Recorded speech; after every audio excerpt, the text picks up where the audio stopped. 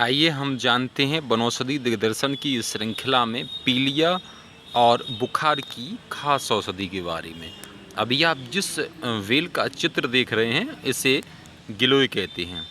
शास्त्रीय शब्दावली में इसे अमृता भी कहा जाता है, पर हमारे बुंदेलखंड में इसे गुरुवेल के नाम से जाना जाता है। यह गुरुवेल ऐसा कोई व्यक्ति हो जिस व्यक्ति ने इसका नाम ना सुना हो। हमारी परंपरागत औषधियों के तौर पर कहीं ना कहीं हम लोगों ने इसका प्रयोग किया है। यह वेल आप देखेंगे कि लगभग 1 इंच से लेकर और 3-3, 4-4 इंच तक मोटी देखी जा सकती है, परंतु औषधि दृष्टि से यदि बात करें तो यह 1 इंच तक की ही औषधि आप प्रयोग में लाएं, क्योंकि जो ज़्यादा अधिक मोटी होने पर यह काष्ठ युक्त हो जाती है। इस अमृतत्व युक्त दिव्य वनस्पति का आप प्रयोग कर आप देखेंगे कि इस औषधि को, जिसको आप अभी देख रहे हैं, हम सरलता और सुलभता से, बड़ी ही सहजता से अपने आसपास देखते हैं।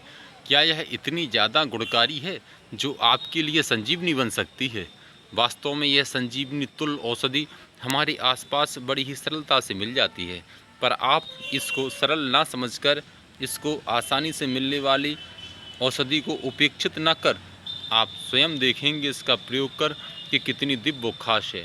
यह पीलिया के लिए, बुखार के लिए तो प्रमुख औषधि तो है ही, परंतु इसके साथ साथ में यह वात, पित्त, कफ, त्रिदोषनाशक भी है।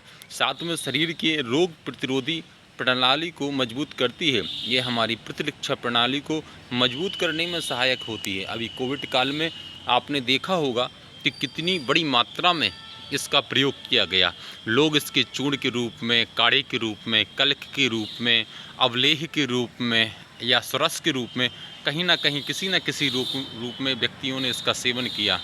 वास्तव में इसलिए क्योंकि इसके अंदर वह गुण हैं जिसके नाम से इसका नाम अमृता पड़ा।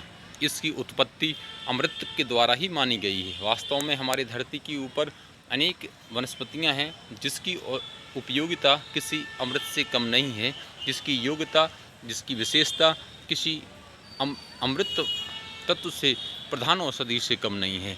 यह औषधि, अब इसके गुणों की बात करें, प्रयोग की बात करें, तो यदि किसी व्यक्ति को पीलिया होता है तो उसमें इसके चूर्ण का अथवा इसके काढ़े का प्रयोग कर इसका लाभ प्राप्त कर सकते हैं। काढ़े की मात्रा लगभग 30 से 50 ग्राम की ml की मात्रा में सेवन करें।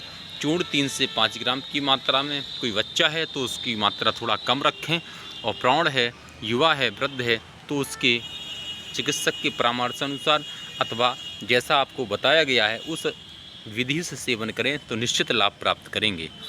साथ ही में यह बुखार के लिए बहुत खास औषधि है। आपने सुना हो कि परंपरागत औषधि के तौर पर गुरुवेल का काढ़ा, गुरुवेल का क्वाथ, आपने इसका नाम सुना होगा।